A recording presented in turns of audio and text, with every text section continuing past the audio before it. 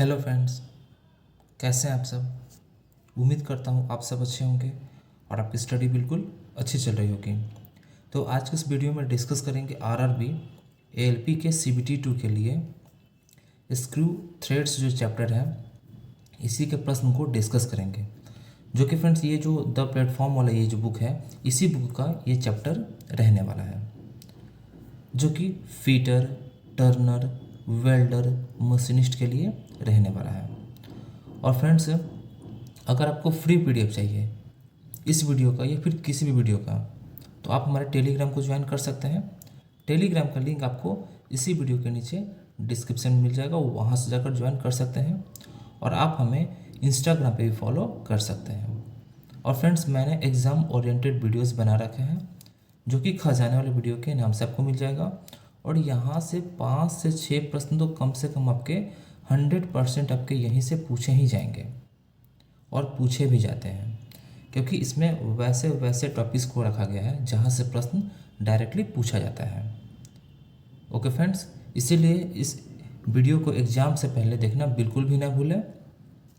और ये सभी ट्रेडों के लिए है।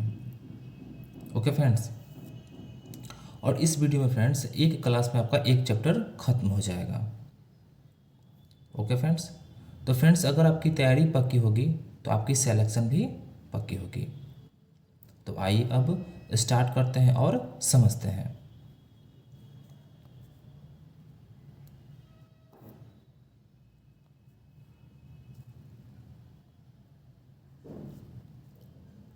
तो क्वेश्चन नंबर फर्स्ट है, निम्न में से किस स्क्रू में हेड नहीं होता है।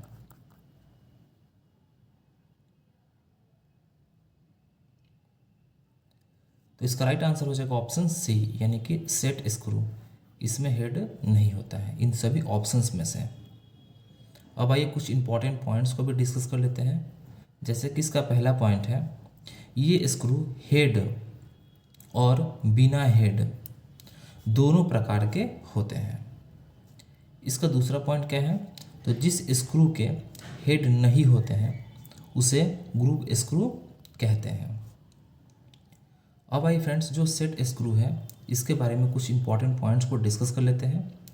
जैसे कि सेट स्क्रू जो होता है वो दो प्रकार का होता है, यानी कि निम्न दो प्रकार के होते हैं। कौन कौन सा होता है, तो एक होता है हेक्सागोनल सॉकेट सेट स्क्रू, दूसरा होता है वर्गाकार सेट स्क्रू। ठीक है, यानी कि पहला होता है हेक्सागोनल सॉकेट सेट स्क्रू, दूसरा होता है वर्गाकार सेट स्क्रू।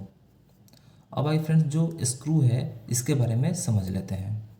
तो स्क्रू का प्रयोग दो पार्ट्स को जोड़ने के लिए किया जाता है। तो आई होप आपको समझ में आ गया होगा। अगला क्वेश्चन है question number second, shoulder screw का प्रयोग किया जाता है।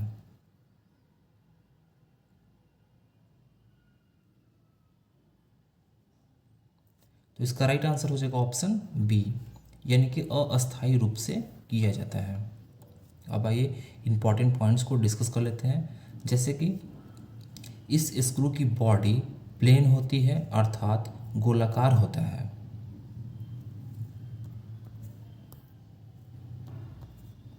अगला क्वेश्चन है क्वेश्चन नंबर थर्ड, इनमें से किस नट के लिए सबसे कम क्लियरेंस की आवश्यकता होती है या फिर रहती है।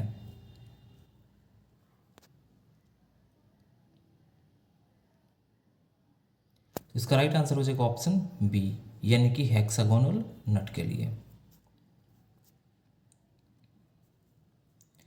अब आइए कुछ इंपॉर्टेंट पॉइंट्स को भी डिस्कस कर लेते हैं। जैसे कि इसको खोलने व कसने के लिए स्पेनर का प्रयोग किया जाता है।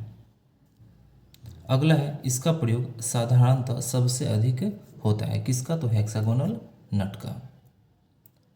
अब आइए फ्रेंड्स कुछ और इम्पोर्टेंट पॉइंट्स को डिस्कस कर लेते हैं। जैसे कि ऑप्शन सी में दिया गया है कैप नट। तो कैप नट के बारे में डिस्कस कर लेते हैं। तो कैप नट एक प्रकार का फास्टनर है जिसका उपयोग दो या दो से अधिक वस्तुओं को एक साथ सुरक्षित करने के लिए किया जाता है।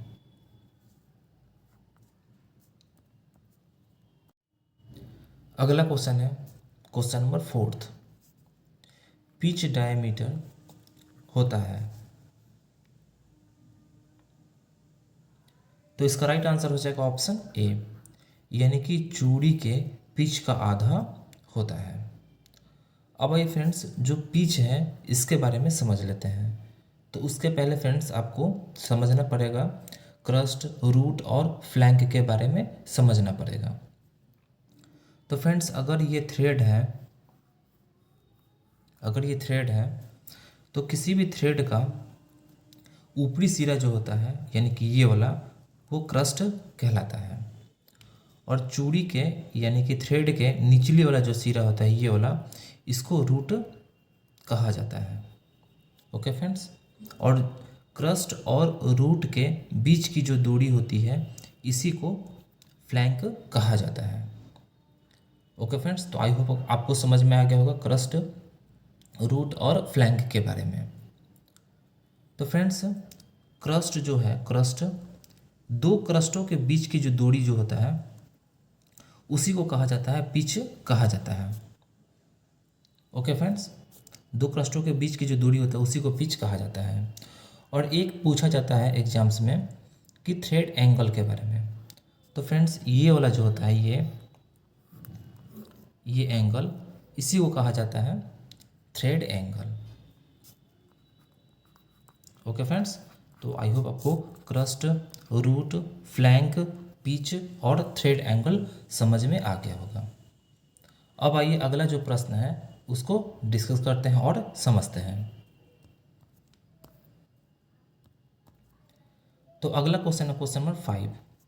एकीकृत चूड़ी दर्शाया जाता है।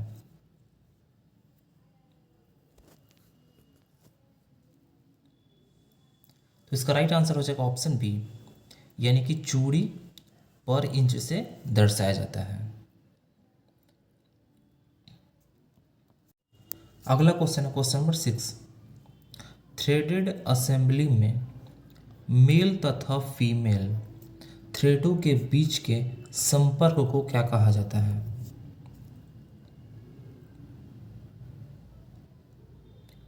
तो इसका राइट आंसर हो जाएगा ऑप्शन सी, यानी कि फ्लैंक कहा जाता है।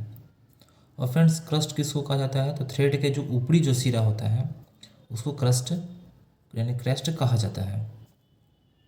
और रूट किसको कहा जाता है? तो थ्रेड के जो निचली जो सिरा होता है उसको रूट कहा जाता है। पिच किसको कहा जाता है? तो दो क्रस्ट के बीच की जो दूरी होता है ना उसी को पिच कहा जाता है। ओके फ्रेंड्स,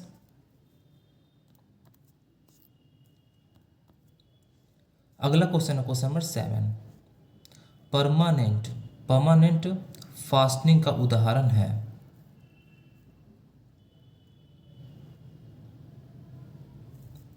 तो इसका राइट आंसर हो जाएगा ऑप्शन डी, यानी कि वेल्डिंग। यानी कि जो वेल्डिंग है ये परमानेंट फास्टनिंग का उदाहरण है। अब आइए इसी से रिलेटेड कुछ इंपॉर्टेंट पॉइंट्स को डिस्कस कर लेते हैं। तो फ्रेंड्स अस्थाई फास्टनिंग के बारे में डिस्कस कर लेते हैं। तो जैसे कि नट बोल्ट हुआ, की हुआ, स्क्रू हुआ, पिन हुआ इत्यादि, ये सभी अस्थाई फास्टनिंग के उदाहरण हैं। उसका बाद फ्रेंड्स अर्ध अस्थाई फास्टनिंग के बारे में डिस्कस कर लेते हैं। तो जैसे कि सोल्डरिंग हुआ, रिवेटिंग हुआ, ये दोनों जो है ये अर्ध अस्थाई फास्टनिंग है। उसके बाद फ्रेंड्स अस्थाई फास्टनिंग कौन कौन सा होता है? तो ब्रेजिंग हुआ, वेल्डिंग इत्यादि, ये सभी क्या है? तो अस्थाई फास्टनिंग है। ये तीनों बहुत ही ज़्यादा इम्पॉर्टेंट है, क्योंकि पूछा जाता है, लिख दिया जाएगा कि और पूछा जाएगा कि ये कैसा फास्टनिंग है, अर्ध अस्थाई, अस्थाई या फिर स्थाई। तो इसका राइट आंसर हो जाएगा कि अस्थाई। ओके फ्रेंड्स, तो आपको इसका एग्जाम्पल याद रखना जरूरी है। ओके फ्रेंड्स, अब आइए अगला जो प्रश्न है उसको डिस्कस करते हैं। अगला क्वेश्चन है क्वेश्चन नंबर 8। रिवेट को निम्न में से किसके व्यास द्वारा दर्शाया जाता है?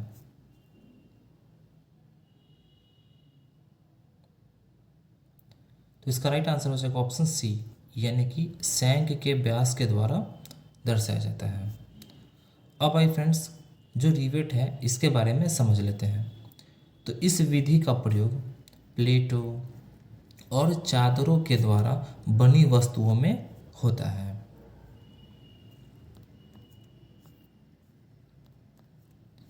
अगला क्वेश्चन है क्वेश्चन नंबर 9।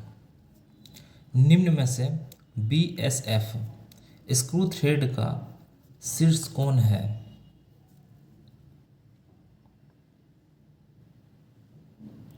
तो इसका राइट आंसर हो जाएगा ऑप्शन सी, यानी कि 55 डिग्री है। अब आइए कुछ इंपॉर्टेंट पॉइंट्स को डिस्कस कर लेते हैं। तो फ्रेंड्स, BSF जो है इसका फुल फॉर्म क्या होता है? तो ब्रिटिश स्टैंडर्ड फाइन थ्रेड होता है। अब आइए इसी से रिलेटेड और भी कुछ इंपॉर्टेंट पॉइंट्स को डिस्कस कर लेते हैं। तो फ्रेंड्स, BSF हुआ, BSW हुआ, BSP हुआ, इन सभी का जो एंगल होता है वो होता है 55 डिग्री का होता है। उसके बाद फ्रेंड्स, एक पूछा जाता है एग्जाम्स में, BA थ्रेड का एंगल पूछा जाता है। तो इसका होता है 47.5 डिग्री होता है। उसके बाद फ्रेंड्स, ये जो 30 है ये किसका होता है? 30 डिग्री। तो ये होता है समलंबाकार जो थ्रेड जो होता है इसका होता है। उसके बाद फ्रेंड्स, ये 45 ये किसका होता है? तो जो बटरेस जो थ्रेड है इसका 45 डिग्री होता है, बटरेस थ्रेड का। और इसका 90 डिग्री भी होता है और 85 डिग्री भी होता है। यानी कि बटरेस थ्रेड का 3 एंगल होता है। एक होता है 90 डिग्री का भी होता है, 85 का भी होता है और 45 का भी होता है। ओके फ्रेंड्स, उसका ऑप्शन डी में दिया गया है 60 डिग्री। ये किसका होता है? तो मीट्रिक जो थ्रेड है इसका 60 डिग्री होता है। उसके बाद फ्रेंड्स, इन चूड़ियों का प्रयोग बिजली के सामानों में किया जाता है। किसका? तो BSF जो BSF स्क्रू थ्रेड है इसका।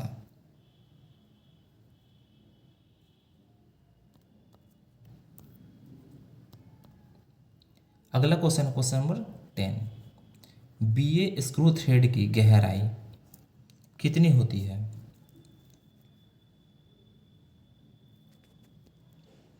तो इसका राइट आंसर हो जाएगा ऑप्शन सी, यानी कि 0.6 p होती है। और जो BA जो थ्रेड है इसका एंगल कितना होता है? ये बहुत ही ज़्यादा इंपॉर्टेंट है। इसका एंगल कितना होता है? तो 47.5 डिग्री होता है। और फ्रेंड्स, ये जो बटरेस जो है, बटरेस थ्रेड, इसका एंगल जो है बहुत ही ज़्यादा इंपॉर्टेंट है। कितना कितना होता है? तो 90 डिग्री भी होता है, 85 भी होता है और 45 भी होता है। ये बहुत ही ज़्यादा इंपॉर्टेंट है। और जो मीट्रिक है ये भी बहुत ही ज़्यादा इंपॉर्टेंट है। कितना होता है इसका? 60 डिग्री होता है। आपको याद रखना पड़ेगा। ओके फ्रेंड्स, अगला क्वेश्चन है क्वेश्चन नंबर 11। निम्न में से किस तापमान पर ब्रेजिंग की जाती है?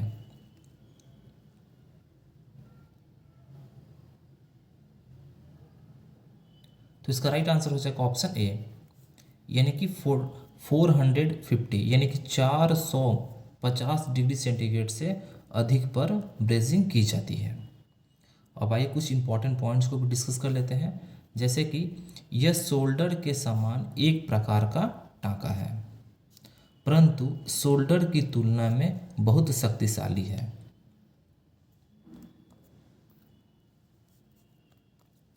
अगला क्वेश्चन है क्वेश्चन नंबर 12।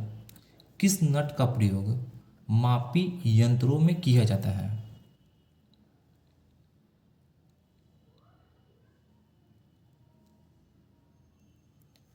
तो इसका राइट आंसर हो जाएगा ऑप्शन ए, यानी कि नर्ल्ड नट में किया जाता है। उसके बाद फ्रेंड्स, ऑप्शन सी में दिया गया है कैप्स्टन नट। अब आइए कैप्स्टन नट के बारे में डिस्कस कर लेते हैं। तो इस नट का प्रयोग अधिकतर बड़े साइज के बोल्ट को खोलने के लिए हम कैप्स्टन नट का प्रयोग करते हैं। तो आई होप यहाँ तक आपको समझ में आ गया होगा। अगला क्वेश्चन है क्वेश्चन नंबर 13।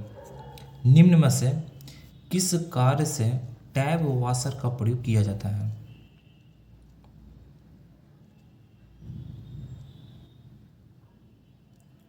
इसका राइट आंसर हो जाएगा ऑप्शन बी, यानी कि नटों की लॉकिंग के लिए टैब वाशर का प्रयोग किया जाता है।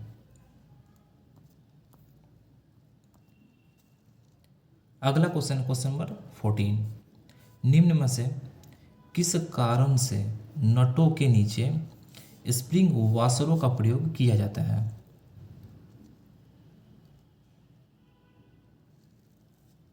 तो इसका राइट आंसर हो जाएगा ऑप्शन डी, यानी कि कंपन के कारण नटों के ढीला होने से बचाने के लिए किया जाता है।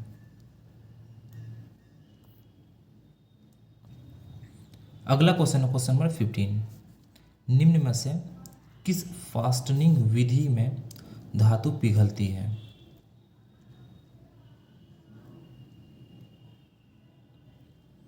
तो इसका राइट आंसर हो जाएगा ऑप्शन बी, यानी कि वेल्डिंग में।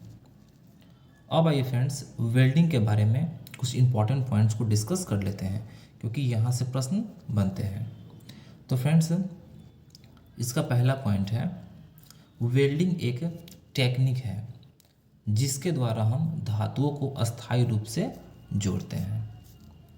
इसका दूसरा पॉइंट क्या है, तो इस प्रक्रिया के द्वारा हम धातुओं को उचित तापमान पर दबाव या बिना दबाव के जोड़ सकते हैं। फ्रेंड्स, इसका तीसरा पॉइंट क्या है, तो जोड़ की खाली जगह को भरने के लिए फिलर मेटल का प्रयोग किया जाता है। तो आई होप आपको वेल्डिंग के बारे में समझ में आ गया होगा। अगला क्वेश्चन है क्वेश्चन नंबर 16, हैंड वाइस में प्रयोग होने वाला नट होता है।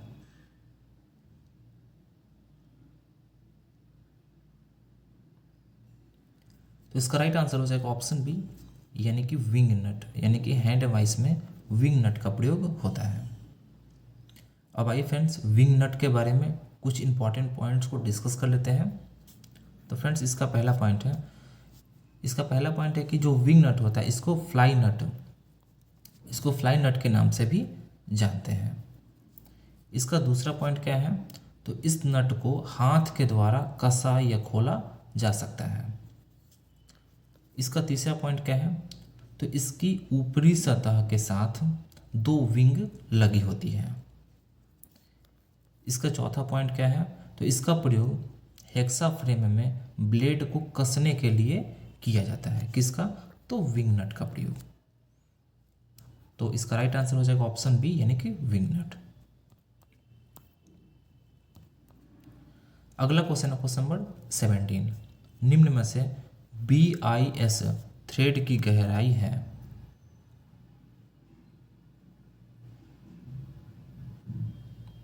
तो इसका राइट आंसर हो जाएगा ऑप्शन डी, यानी कि 0.6134 पिच।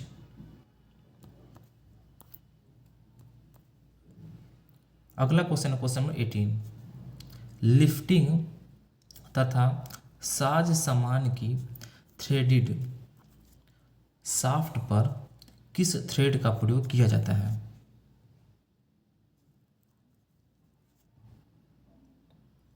इसका राइट आंसर हो जाएगा ऑप्शन बी, यानी कि स्क्वायर थ्रेड का प्रयोग किया जाता है। अब आइए कुछ इंपॉर्टेंट पॉइंट्स को भी डिस्कस कर लेते हैं।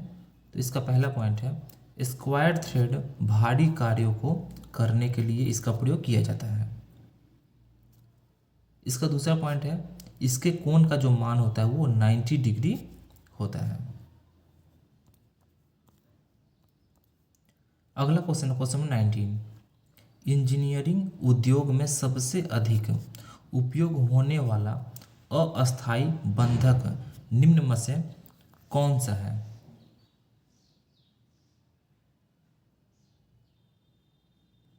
तो इसका राइट आंसर हो जाएगा ऑप्शन सी, यानी कि बोल्ट।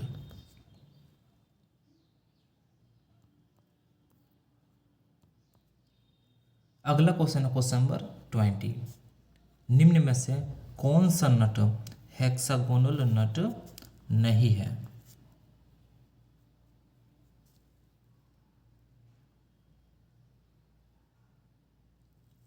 तो इसका राइट आंसर हो जाएगा ऑप्शन सी, यानी कि कैप्स्टन नट जो है वो हेक्सागोनल नट नहीं है। यह एक यानी कि यह नट गोलाकार होता है। कौन? तो कैप्स्टन नट। अगला क्वेश्चन, क्वेश्चन नंबर 21। किस नट का प्रयोग, किस नट के प्रयोग में वाशर की आवश्यकता नहीं होती है?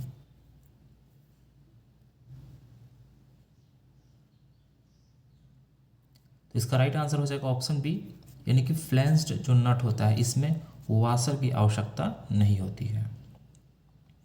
अब आइए कुछ इंपॉर्टेंट पॉइंट्स को डिस्कस कर लेते हैं। जैसे कि यदि हेक्सागोनल नट के नीचे कॉलर लगा हो तो वह फ्लैंस्ड नट होता है।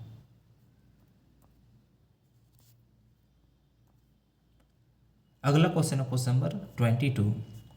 निम्न में से किस नट द्वारा हेक्सा फ्रेम ब्लेड को कसा जाता है?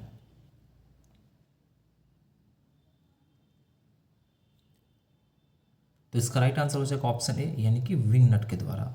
और इसे फ्लाई नट के नाम से भी जाना जाता है। और इसे हाथ के द्वारा, यानी कि हाथ के द्वारा कसा या खोला जा सकता है। किसको? तो विंग नट को। अगला क्वेश्चन, क्वेश्चन नंबर 23। निम्न में से साधारणतः प्रयोग में लाए जाने वाला नट कौन सा है?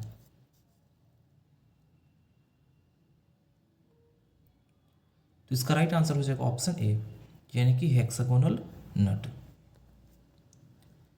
अब कुछ इंपॉर्टेंट पॉइंट्स को डिस्कस कर लेते हैं। जैसे कि इसका प्रयोग साधारणतः सबसे अधिक होता है। अगला क्वेश्चन, क्वेश्चन नंबर 24। अस्थायी जोड़ बनाने हेतु बोल्ट के स्थान पर किसका भी प्रयोग किया जा सकता है?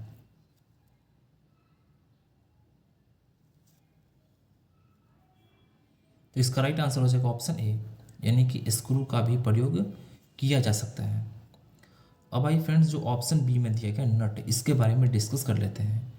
तो नट धातु का बना होता है, यानी कि जो नट होता है वो धातु का बना होता है, जिसके बीच में चूड़ीदार सुराख यानी कि इंटरनल थ्रेड्स होते हैं। अगला क्वेश्चन है क्वेश्चन नंबर 25। निम्न में से किस स्क्रू का हेड बोल्ट के समान होता है?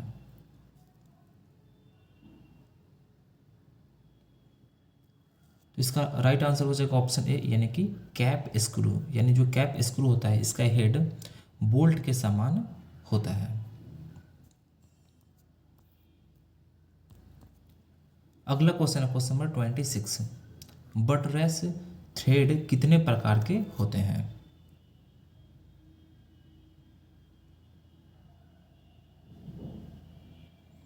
तो इसका राइट आंसर हो जाएगा ऑप्शन बी, यानी कि 2 प्रकार के बटरेस थ्रेड होते हैं। अब आइए कुछ इंपॉर्टेंट पॉइंट्स को डिस्कस कर लेते हैं। तो बटरेस थ्रेड 2 प्रकार के होते हैं। कौन कौन सा? तो पहला है लीड स्क्रू, दूसरा है हाइड्रोलिक सीलिंग थ्रेड।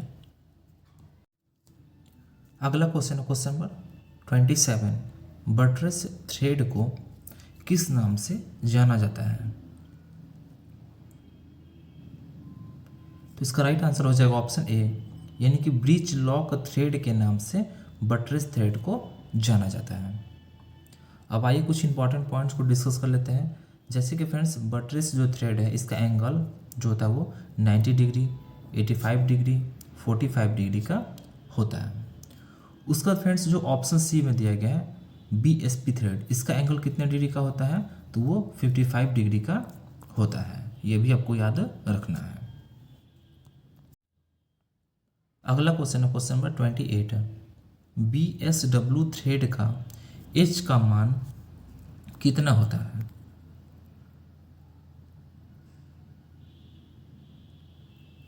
तो इसका राइट आंसर हो जाएगा ऑप्शन सी, यानी कि 0.96049106 पिच होता है। अगला क्वेश्चन है क्वेश्चन नंबर 29। एकमी थ्रेड किस आकार का होता है?